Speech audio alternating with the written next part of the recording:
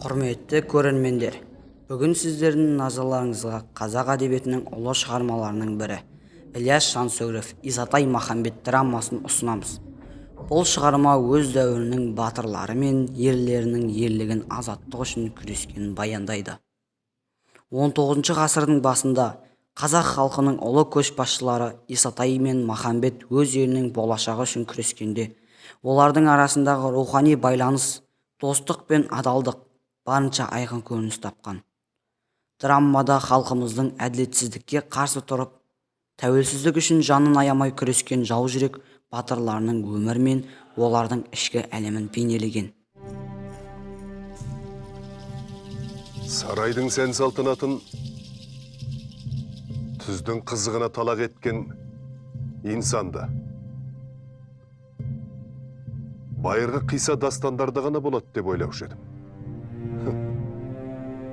Бала күннен төлескен кісінің алдына сұраусыз кіре алмай, қаңтарылып тұрам деп мен де ойламаған едім.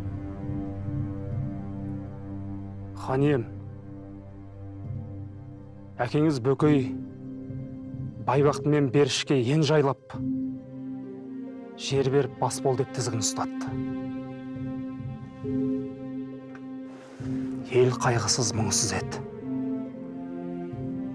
Мен де дат айтып, ханның алдын тосыпадым. Енді міне замана өзгеріп, хан сарайына арыз шағыммен келетін күн де туды. Замана өзгерсе, өмір көшінің алға озғаны шығар, Исатай. Оған еремін дегендер жанымда жүр.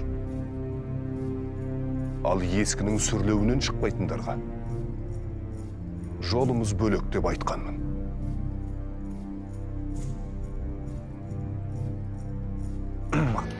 Дәл осы сахнада Ілияс Жансүгіровтің Махамбет Исатай пьесасы және де досынан айырылған Махамбет туралы Жалғыздар атты ең үздік спектакль орындалған болады.